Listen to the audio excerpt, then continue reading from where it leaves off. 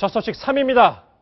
가회동 입주 새 공관에서 용꿈을 꾼다는 얘기인데 제 지금 오른쪽을 한번 보실까요?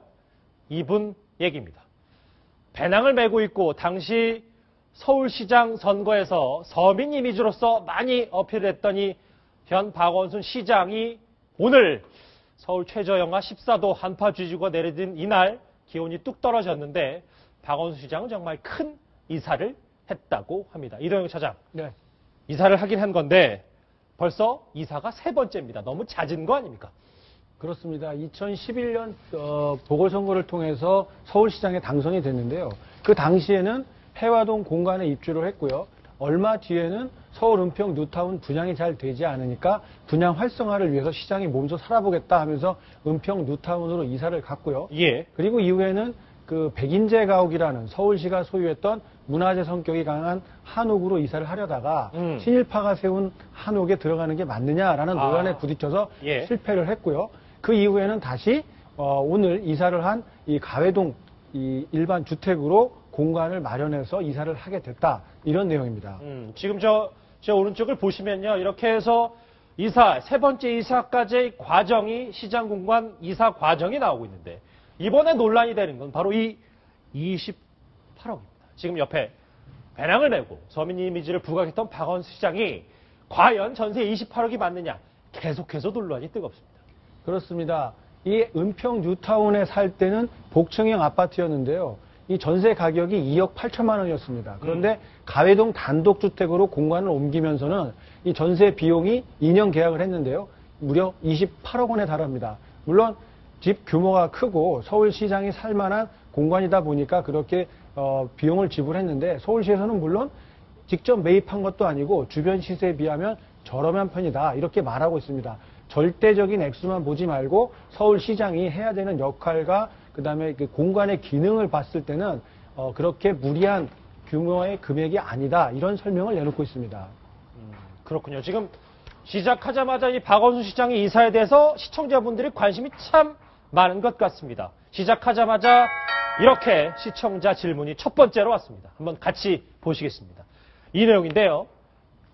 YEO 여땡땡님이 보내주신 것 같은데 박원순 시장 선거 때는 또 공교롭게 바로 이 질문을 하셨는데요. 배낭을 메고 다 떨어진 신발, 여기는 뭐 다 떨어지지 않았는데 일단 뭐 평범한 운동화를 신고 공간 리모델링에 세금 8천만 원 쓰고 전세 28억 원짜리 집에 입주한다는데 그동안 서민 코스프레 한 건가요? 이 질문은 조수인 차장께 드리겠습니다. 네. 맞습니까? 어떻습니까? 야, 공간 리모델링에 세금 8천만 원 쓰고 여기에서 제가 탄복을 했습니다. 예, 정말 많이 아십니다. 우리 시청자들. 예. 바로 이 28억 원짜리 입주할 가옥의 어떤 그 전세값도 문제지만 한 달 동안 이 리모델링 비용으로 8천만 원을 썼다는 것, 이것 역시 비판의 도마에 올라 있습니다. 예. 그 CCTV 5대를 새로 설치를 했고요. 또 1층에는 접견실도 새로 꾸몄다는 그런 그 전원들이 지금 나오고 있습니다. 이를 위해서 한 달 동안 쓰인 세금이 8천만 원이 맞습니다. 네. 이 박원순 서울시장 정말 그 당선될 때도 가장 강점, 바로 지금 화면에 보고 계시는 저 모습이죠. 배낭을 메고 정말 운동화 차림으로 예. 서울 구석구석을 발로 누비면서 참 우리의 많은 이야기를 특히 서민들의 목소리에 귀 기울여줄 것 같았던 우리 박원순 서울시장이기 때문에 지금 시청자를 비롯해서 많은 서울 시민들이 그렇죠. 정말 왜 이럴까 안타까움을 금할 수 없는 것 같습니다. 일단 뭐 공간은 있어야 되는데 왜 이렇게 과하냐라는 비판적 시각이 이제 시청자분들에게 꽤 있는 것 같습니다. 박성원 논설위원, 예, 말씀하십시오. 네, 그 전에요. 이 서울시에서는 이 가회동 새 공간이 서울시에서 2.8km밖에 떨어지지 않았기 때문에 굉장히 그 업무에 효율적이다라는 얘기를 합니다. 가까우니까요. 저는 예. 이 점도 조금 불만인 게요. 예. 이 서울시청을 중심으로 해서 반경 2.8km를 이렇게 반경을 그려보면 꼭 이곳 북촌이 아니더라도 정말 살만한 곳이 참 많더라고요. 그러니까 일단 뭐 그런 비판적 시각 또 뭐 더 있을 수 있는데 네. 박성원 논설위원. 네. 그런데 지금 우리처럼 일각 혹시 도끼눈을 뜨는 사람들 중에 한 명은 네. 이 가회동 이사가 네. 대권을 위한 포석 아니냐, 이 가회동이 대권용 명당이다라는 네. 얘기가 있는데 그게 사실입니까? 이게 사실인지를 보려면 이제 과거의 추세를 좀 봐야 될 텐데. 예. 우리가 2002년에 당선된 노무현 전 대통령의 경우 보면은 원래 그 여의도 아파트에 사시다가 예. 명륜동 이제 가회동하고 굉장히 인접해 있죠. 그 명륜동 빌라로 이사한 뒤에 거기서 줄곧 사시면서 당선이 됐어요. 그리고 정반대로 2002년에 두 번째 도전에서 낙선한 이회창 전 한나라당 총재의 경우는 예.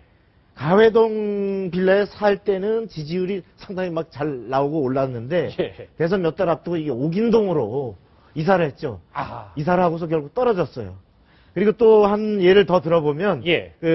우리가 이명박 대통령 경우 원래 2006년에 이제 원래 살던 강남구 그 논현동에서 그랬었죠. 예. 논현동에서 가회동 한옥으로 이사를 했죠.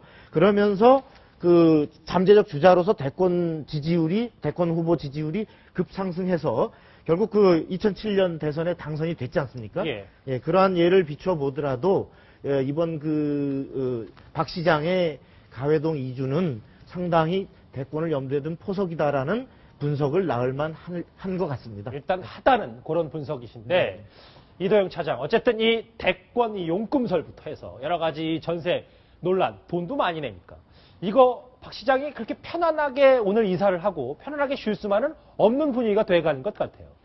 이 이사는 사실상 어제부터 시작이 됐다고 합니다. 예. 이사 비용이 서울시가 밝힌 공식 금액은 480만 원이라고 하는데요. 어제부터 오늘까지 계속 이사가 이어지고 있어요. 그러니까 박 시장도 이런 부분을 지적을 하고 있습니다.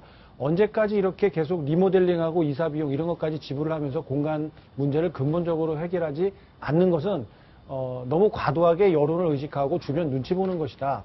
서울시장의 공간이 필요하다면 제대로 빨리 이렇게 구입을 해서 제대로 활용할 수 있게 해야 된다. 이런 견해를 밝히기도 했는데요.